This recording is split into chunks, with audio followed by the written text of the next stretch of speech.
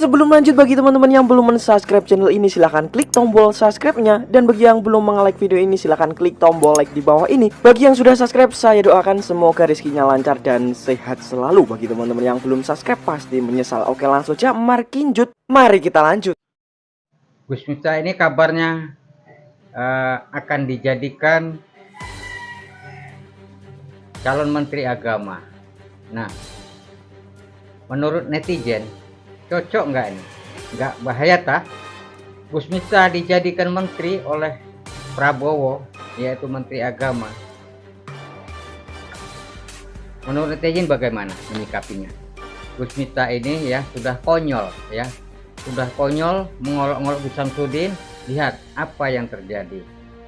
Karma ataupun azab terhadap dirinya, sehingga ketika ceramah menimbulkan ya muntah darah. Ya muntah darah ataupun bagaimana itu tidak tahu, yang jelas dia mengalami muntah ya. Nah, di situ sudah jelas dia mengatakan ya, kelapa muda dikatakan busuk.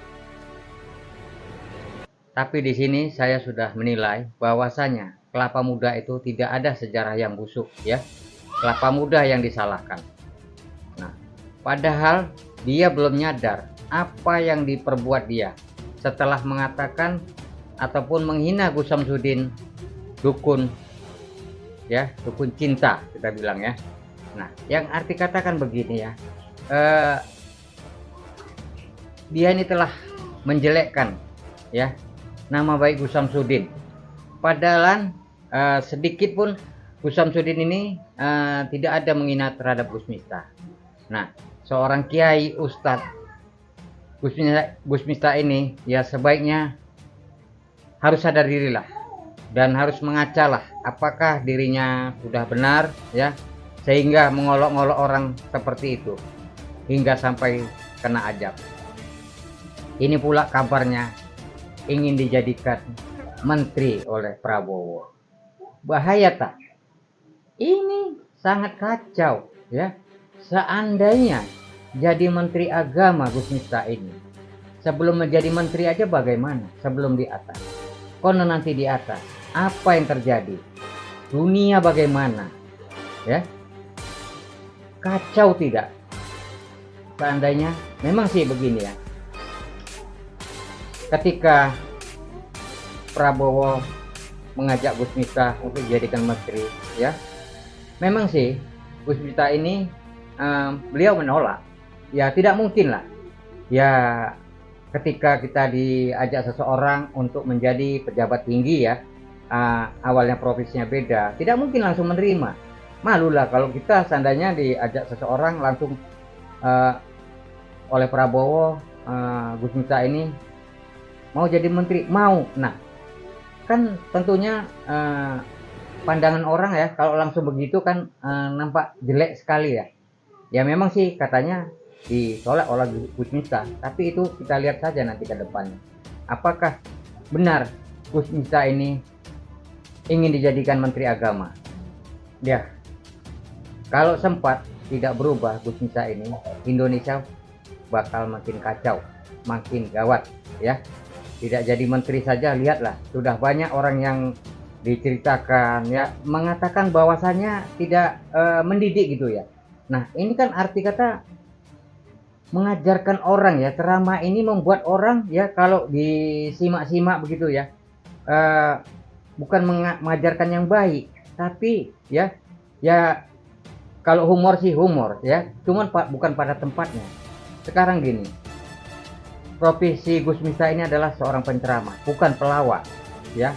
Boleh kita ceramah sambil pelawak, boleh, tapi janganlah kita menyinggung atau menyakiti hati seseorang. Nah, berarti apa yang kita ucapkan ya, kita membawakan ataupun mengatakan seseorang. Nah, orang kan mendengar perkataan kita tersebut ya. Kalau kita menyakiti hati seseorang, nah sedikit banyaknya apa yang kita ajarkan, mereka yang mendengar ikut seperti itu. Jadi kalau kita mengajarkan yang baik, ya insya Allah mudah-mudahan para pendengar-pendengar ataupun para remaja-remaja ini menjadi baik seperti itu. Nah, jadi saya imbau sekali lagi, ya, kalaupun seandainya Gus Miftah ini menjadi Menteri Agama, ya mudah-mudahan saja menjadi menteri yang baik dan mulutnya tidak kotor-kotor seperti itu ya, agar supaya masyarakat Indonesia ini tidak terbawa-bawa oleh ataupun perkataan-perkataan seperti Gus Miftah ini.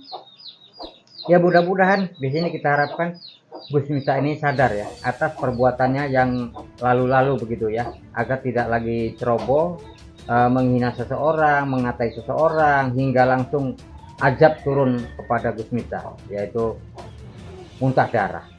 Ya itu sudah tidak dipungkiri lagi ya, itu sudah fakta ya, bahwasanya minum kelapa muda ya basi katanya. Kelapa muda tidak ada sejarahnya basi ya.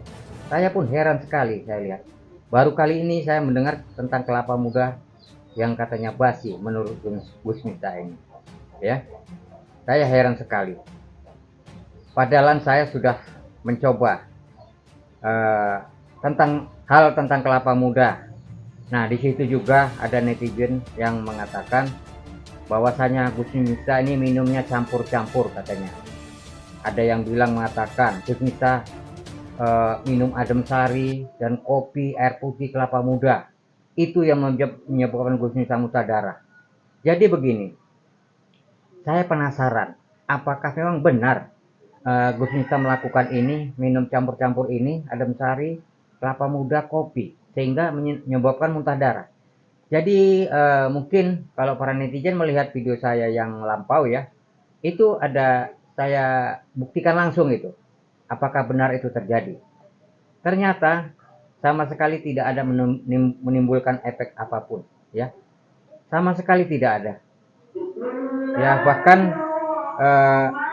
segar yang saya dapat begitu. Sama sekali tidak ada kelapa mudanya basi menjadi basi ataupun rasanya berbeda ataupun saya merasakan mual atau bagaimana muntah-muntah ya. Itu tidak ada sama sekali. Nah, itu saya herankan sekali ya terhadap Gus Miftah ini. Ya, buat teman-teman, buat para netizen, ya mungkin netizen bisa menilai terhadap Gus Miftah ini yang konon katanya kabarnya akan mau diangkat menjadi Menteri Agama. Ya, menurut netizen baik atau tidak. Nah, kalau menurut Anda baik, silakan monggo komentar di bawah video ini. Dan apabila tidak, monggo komentar di bawah video kita ini. Mudah-mudahan di situ Gus Miftah mendapat pelajaran ya, mendapat bagaimana ya saran-saran dari netizen agar menjadi Gus Miftah ini menjadi lebih baik.